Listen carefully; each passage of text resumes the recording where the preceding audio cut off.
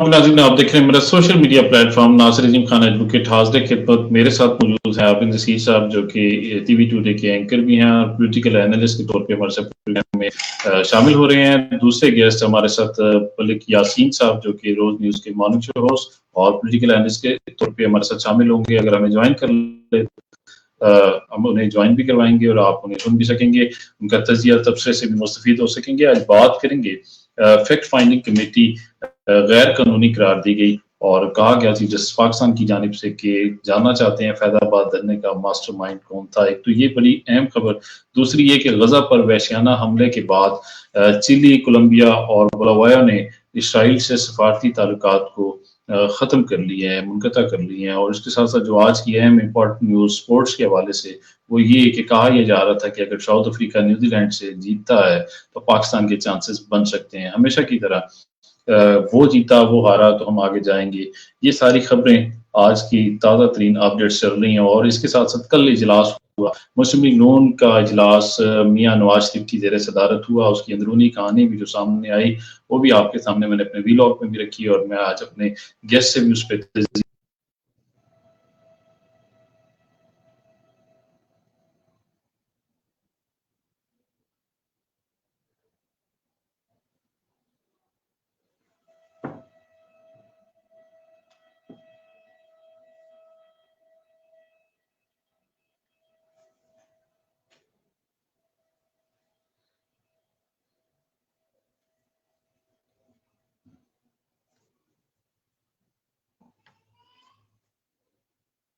आज आपके सामने अपने प्रोग्राम में रखना चाहेंगे। अपने गेस्ट से उस पर भी तजिया तबसरा जानना चाहेंगे कि वज़ीर-ए-आज़म काकड़ को क्या ज़रूरत पड़ गई कि वो मुख्तलिफ यूनिवर्सिटीज़ के दौरे कर रहे हैं। आबिद साहब, बहुत शुक्रिया आपने मुझे ज्वाइन किया। सबसे पहले सवाल ले लें और आपसे ये रिक्वेस्ट भी करूंगा कि काइंडली इस पे भी आप तजिया दें। हमारे व्यूअर्स, हमारे लिसनर्स आपसे जानना चाहेंगे, हमारे फॉलोअर्स आपसे सुनना चाहेंगे, आपके तजिए से मुस्तफीद होना चाहेंगे कि क्या कहना चाहेंगे आप। सब सियासी जमातें वही सियासी जमातें जो तरमीम करके इलेक्शन कमीशन को इख्तियार दे दिए, जिन्होंने वज़ीर-ए-आज़म काकड़ को इख्तियार दिए, जिन्होंने मुख्तलिफ इदारों को इख्तियार दिए, आज वही कह रहे हैं कि हमें इलेक्शन चाहिए।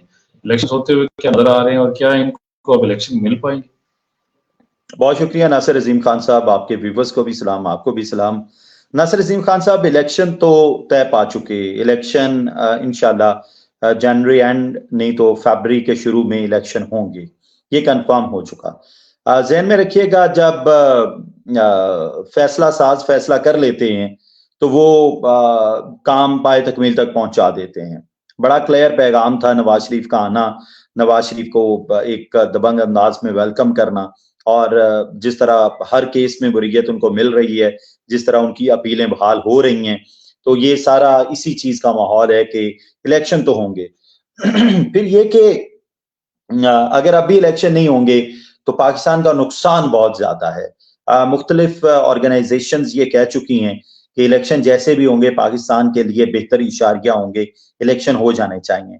और ये भी तय हो चुका कि जब इलेक्शन होंगे इमरान खान साहब जेल में होंगे। ये भी तय हो चुका कि इलेक्शन होंगे तो जो सबसे ज्यादा अक्सरियत में पार्टी होगी उसका पीएम होगा, और ये भी तय हो चुका जो सेकंड लार्जेस्ट पार्टी होगी उसका शायद सदर होगा, प्रेसिडेंट होगा। और दूसरी ये कि अगर प्रेसिडेंशियल सिस्टम होता है तो इसके ऑपोजिट सारी चीजें कोई सिलसिला बन सकता है। अच्छा, अब ये सारी चीजें विद इन नो टाइम तय पा जाएंगी और आपके सामने भी, हमारे सामने सब कुछ आ जाएगा। अब गुजारिश ये है कि काकड़ साहब की गालबन आपने बात की, काकड़ साहब यूनिवर्सिटी में गए तो मेरा ख्याल है उन्हें अप्रिशिएट करना चाहिए। He did a fabulous job. उन्होंने कम से कम नौजवानों को ज्वाइन तो किया, मरियम नवाज की तरह सिर्फ केक तो नहीं काटा, चंद बूढ़ों को लेके केक काटने खड़े हो गए रेड लिपस्टिक लगा के। I am so sorry to say, ये उनके करने के काम नहीं है इस उम्र में। इस उम्र में नौजवानों को तो ये काम भाते हैं, लेकिन जो 50 प्लस के ये नौजवान है इनको नहीं भाते। इनका अगर इन्होंने सियासत करनी है, पाकिस्तान में सियासत करनी है, तो नौजवानों से इंटरेक्शन करना पड़ेगा। उन नौजवानों के सवाल कड़वे कुसैले हो सकते हैं, उनके सवालात पे आप शायद कोई एतराज उठाएं, लेकिन जहन में रखें यही नौजवान हमारा मुस्तकबिल हैं। इन्हीं नौजवानों के सवालात के हम जवाब देंगे तो शायद किसी के दिल में सॉफ्ट कॉर्नर बने اور ہمیں وہ مطلب اس سیاسی جماعت کا وہ ووٹر بن جائے. جی ناصر عظیم خان صاحب. اچھا عابد صاحب، غزہ پر جو وحشیانہ حملے کیے جا رہے ہیں خاص طور پہ اسرائیل کی جانب سے. ناصر صاحب آپ کی آواز کٹ گئی ہے. جی غزہ پر جو وحشیانہ حملے کیے جا رہے ہیں عابد صاحب، اور خاص طور پہ جو اب کی اپڈیٹ آ رہی ہے پوری دنیا سے، وہ یہ کہ چلی، کولمبیا اور بولیویا نے اسرائیل سے سفارتی تعلقات منقطع کر ہیں. کیسا دیکھتے ہیں اس سارے معاملے کو؟ اور جو پاکستان نے پروٹیسٹ ریکارڈ کروایا، کیا صرف وہی کافی ہے یا مزید کوئی حکمت عملی اپنانی چاہیے؟ فلسطین کو کیسے دیکھ رہے ہیں اسرائیل کے معاملے میں؟ غمگین ہوں، دل رنجیدہ ہے، پریشان ہوں کہ آخر اقوام عالم کو ہو کیا گیا ہے یار. ایک مسلمان کا خون ساری انسانیت کا خون ہے. ایک انسان کا خون اتنا امپورٹنٹ ہے. یہاں 8600 سے زائد شہداء ہو چکے ہیں، لاشوں کے ڈھیر ہیں. آپ ذرا ایک لمحے کے لیے امیجن تو کیجئے کہ ان ماؤں پر، اس باپ پر کیا گزرتی ہوگی جسے یہ کنفرم ہو چکا ہوتا ہے 2 منٹ پہلے کہ اب بالکل ہمارے ہاسپٹل جس میں ہم نے پناہ لی ہوئی ہے اس کی سائڈ پہ بم گرا ہے، اب اگلا بم اس عمارت پہ گرے گا اور ہم اپنے بچوں سمیت ملیا میٹ ہو جائیں گے. ذرا آپ تھوڑا سا فیل تو کریں، ان بہنوں کے ذرا احساسات کو محسوس تو کریں جن کو کنفرم پتا ہوتا ہے کہ اگلے 2 منٹ میں ان کا بھائی نہیں ہوگا. اس بچے کا جگرا تو ذرا فیل کریں، اس کا دکھ، اس کا قلق ذرا فیل کر کے دیکھیں، جس کو پتا ہوتا ہے کہ میرے امی ابو نہیں رہے. اور پھر جب انفراسٹرکچر تباہ کر دیا جائے ایک ملک کا، اور پتہ ہو پوری دنیا جانتی ہے ایک کمزور ملک ہے، ایک مضبوط ملک ہے ہمیں. اور یہ جو 21ویں صدی ہے، اس 21ویں صدی میں 20ویں صدی کے لوازمات لے کے آپ جی نہیں سکتے. آپ کو 21ویں صدی والا اسلحہ چاہیے، آپ کو 21ویں صدی والی اسٹریٹجی چاہیے، آپ کو 21ویں صدی والی ٹیکنالوجی چاہیے، جو کہ ہمارے پاس انفارچونیٹلی نہیں ہے. مطلب حماس کے پاس نہیں ہے، مطلب فلسطین کے پاس نہیں ہے، مطلب مسلمانوں کے پاس نہیں ہے. دیکھیے ٹوٹل دنیا کی آبادی 8 ارب ہے، 8 ارب سے بھی زائد، شاید کچھ 8 ارب آبادی، جس میں سے 2 ارب مسلمان ہیں. 2 ارب مسلمانوں کو اس طرح چند لوگ مل کے اگر مار رہے ہیں، اگر 2 ارب مسلمانوں کے جذبات کو مجروح کیا جا رہا ہے، تو یہ آپ کے لیے پیغام ہے کہ تاریخ لکھی جائے گی کہ آپ لوگوں کو ان ریسنٹ فیوچر آپ لوگوں کے گرفتاروں تک بھی ان کا ہاتھ پہنچ سکتا ہے. اگر یہ 8600 لوگوں کا مر جانا عام بات نہ سمجھیے. پاکستان نے جو احتجاج ریکارڈ کروایا وہ بھی قابل ذکر ریکارڈ وہ احتجاج نہیں ہے. جو باقی معاملات اسلامی دنیا یا پھر باقی دنیا کی جانب سے آ رہے ہیں، یا اقوام متحدہ میں جو غیر مشروط قرارداد منظور کی گئی، وہ بھی کافی نہیں ہے. میں اس دنیا کو، اس دنیا کی آرگنائزیشن کو میں تب مانتا جب مجھے یہ پتا چلتا کہ یار جنگ ہوئی، 7 اکتوبر کو جنگ شروع ہوئی، آج 1 نومبر ہے، رات 12 بجے 2 نومبر ہو جائے گا 2.5 گھنٹے بعد تقریباً، یعنی 26 دن، تقریباً 27 دن ایک ملک پر بمباری ہو رہی ہے. اچھا مجھے یہ بھی تکلیف ہے اگر ادھر سے بم جا کے ادھر کسی انسانی جان کے ضیاع کا سبب بنتے ہیں تو وہ بھی تکلیف ہے.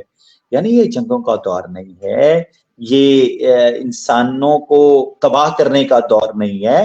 اس قسم پرسی کے دور میں تو، اس گلوبل ویلیج میں تو ایک دوسرے کو سہارا دینا امپورٹنٹ ہے. جب اس طرح انفراسٹرکچر تباہ ہوں گے تو چیزیں سمودھ نہیں ہو سکتی. یہ نہ پاکستان کا کردار قابل ذکر ہے نہ کسی اور اسلامی ملک کا. اچھا عابد صاحب، سابق وزیر اعظم chairman P T I Imran Khan کے وکیل ڈیالہ جیل سے ملاقات کر کے باہر نکلے تو انہوں نے فرمایا کہ عمران خان صاحب کہہ رہے ہیں کہ مجھے سلو پوائزننگ کی جا رہی ہے. مجھے انہوں نے ایک پراپر ادارے کا نام بھی، جی پراپر ادارے کا نام بھی لیا، جی देखिए उन्होंने एक प्रेस टॉक में बात की, लेकिन आज की जो खबर है, जेल में 8 कमरे इमरान खान के ज़ेर इस्तेमाल और इलाज के लिए 8 डॉक्टर ड्यूटी पर हैं। ये आज की खबर जो है ना चल रही है, और ये प्रॉपर वेबसाइट्स पे चल रही है, प्रॉपर चैनल्स की वेबसाइट्स पे चल रही है, और उसमें लिखा जा रहा है कि ज़राए जेल काम के मुताबिक जेल में 8 कमरे चेयरमैन पीटीआई के ज़ेर इस्तेमाल हैं। क्या कहना चाहेंगे? बाहर आकर वही बात जो 9 मई को गलती की पाकिस्तान तहरीक-ए-इंसाफ ने, आप क्या समझते हैं कि वो अपना अभी भी इरादा बदलते हुए नजर नहीं आ रहे? कैसा देखें सारे मामले को? अगर इसी तरह हुआ, फरूख हबीब छोड़ गया, सदाकत अब्बासी छोड़ गया, मुख्तलिफ लोग छोड़ गए, तो क्या एक टाइम आएगा कि चेयरमैन पीटीआई भी पाकिस्तान तहरीक इंसाफ से अल्लाह ताल्की का ऐलान कर देंगे? ये करना क्या चाह रहे हैं चेयरमैन साहब? अच्छा, चेयरमैन साहब बेचारे कुछ भी नहीं करना चाह रहे। अब काफी हो गई है चेयरमैन साहब के साथ, इससे ज्यादा करना भी क्या है। काफी कुछ हो चुका। जहां तक बात ये है कि बावर्ची, कमरे, साइकिल, लग्जरियस खाना, फिर भी पेट खराब। तो यार पेट खराब होना बनता है। एक एक्सरसाइज करने वाला, पहाड़ियां चढ़ने वाला बंदा, ट्राउजर शर्ट पहन के जाने वाला बंदा, उस बंदे को आपने कैद करके रख दिया तो वो तकलीफ तो उसे होगी। अब दूसरी बात ये कि उनके वकील ने जब ये बयान दिया, उसके फौरन बाद उन्होंने बदल भी लिया कि जी मुझे समझने में गलती हुई। इमरान खान साहिब जो हैं वो उन्होंने ये नहीं कहा था, मैंने अख्ज़ ये किया। तो एनीवेज गुजारिश ये है कि 9 मई का वाकया हो जाना सानहा है पीटीआई के लिए। आई डोंट थिंक सो कि दोबारा कोई जसारत कर सकेगा उस तरह का वाकया हो जाए। अच्छा, मैं आबिद साहब आपसे ये जानना चाहूंगा, देखिए कल एक ठीक है वो बयान से बदल गई। आबिद साहब, एक बंदा आता है बाहर, वो वकील भी है, वो आके सीधा सीधा कहता है कि फलां इदारे का नाम लेता है और कहता है मैंने ये सुना, आज कहते हैं हमने नहीं सुना। ये बिल्कुल 9 मई वाली बात नहीं कि पहले कर दिया काम फिर कहा कि हम तो नहीं थे, वो तो कुछ और लोग आए थे। देखिए आपको देखिए जी जी, जब नवाज शरीफ साहब जेल में थे उनके बारे में भी ये कहा जा रहा था। जब मरियम नवाज साहिबा जेल में थी उनके बारे में बहुत सारी मुंह शिगाफियां हो रही थी। और इसके अलावा भी बहुत सारे मतलब जब कोई पॉलिटिकल पार्टी का बड़ा बंदा जेल में होता है तो दायरा एक पॉलिटिकल स्टेटमेंट तो स्टैब्लिश करनी होती है ना, तो ये नॉर्मल है, are the part of life. इससे निकल अच्छा सब कल मुस्लिम लीग नून के जो सरबराह हैं मियां नवाज शरीफ साहब, उनकी ज़ेरे सदारत इजलास हुआ। साबिक वज़ीर खजाना उनके साथ मौजूद थे। आजम नज़ीर तारड़ साहब तस्वीर में देखे जा सकते हैं।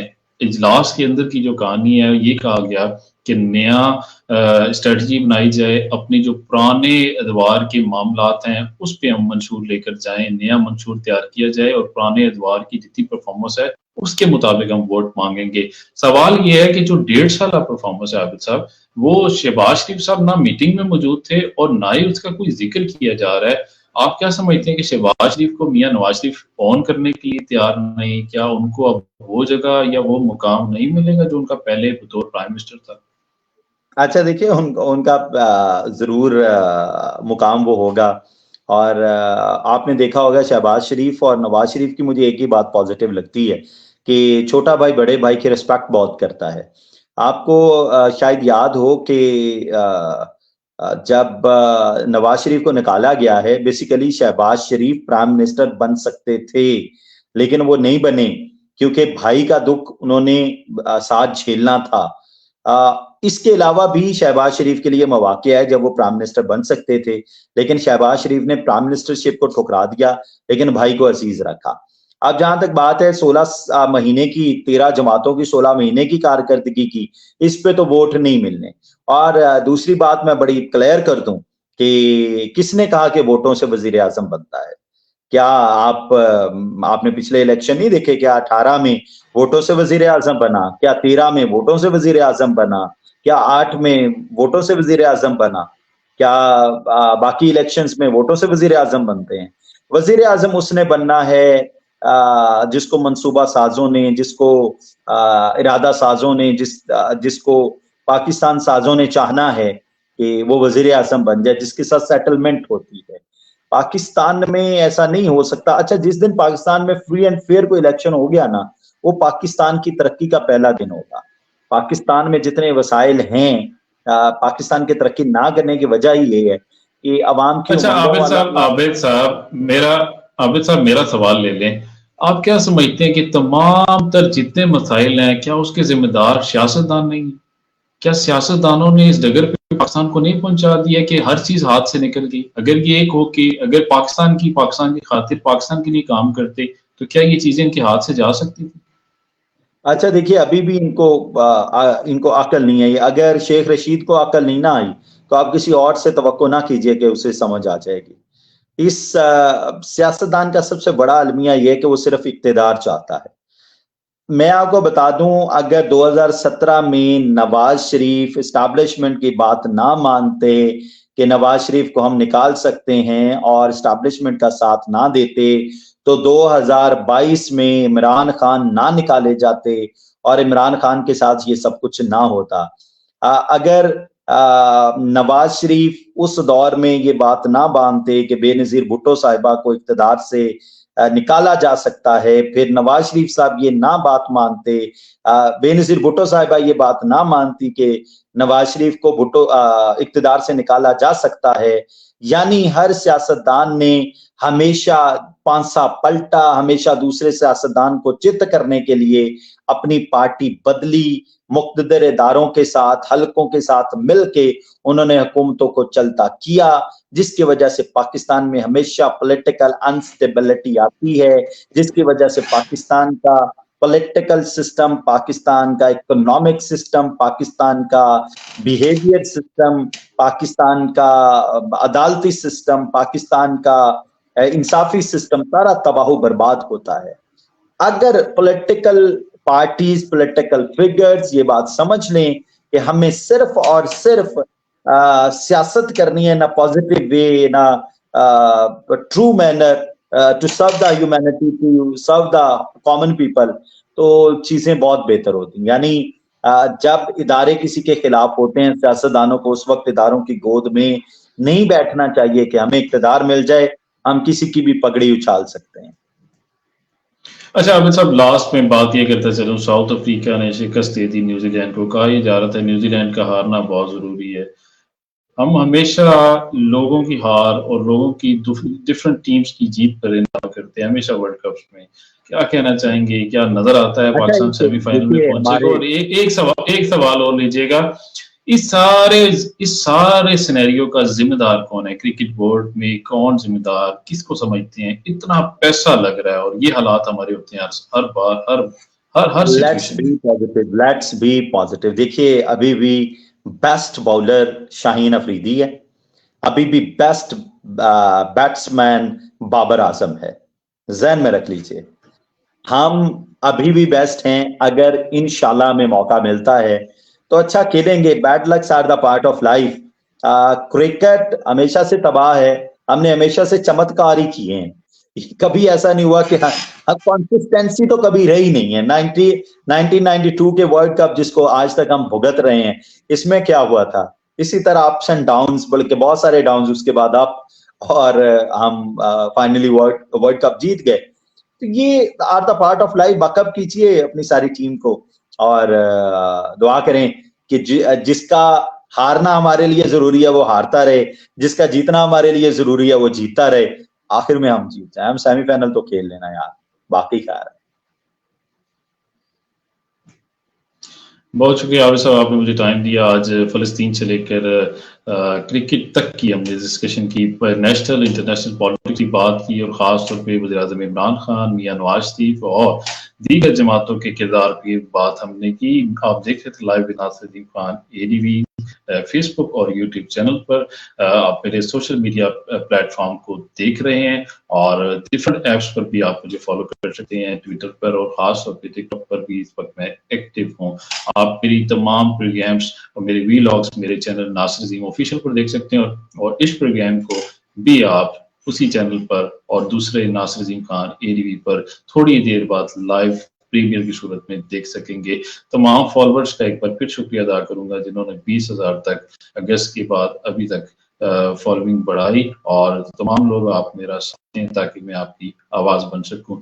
آپ کے لیے بات کروں گا, آپ کی خاطر بات کروں گا, اور آپ کے لیے ہمیشہ بات کرتا ہوا نظر آؤں گا. اور میرے ساتھ بڑے پریشیس گیسٹ ہمیشہ موجود ہوتے ہیں. آپ نصیر صاحب ٹی وی ٹوڈے کے اینکر پرسن اور پولیٹیکل اینالسٹ, اور بڑا خوبصورت تجزیہ کرتے ہوئے نظر آتے ہیں.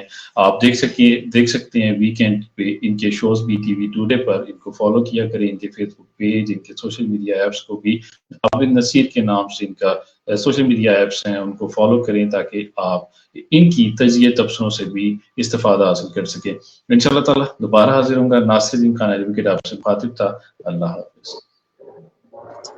میر سے لے کر فلسطین تک، میر سے لے کر فلسطین تک، نیشنل اور انٹرنیشنل پالیٹکس، ملک میں کیا کچھ ہو رہا ہے.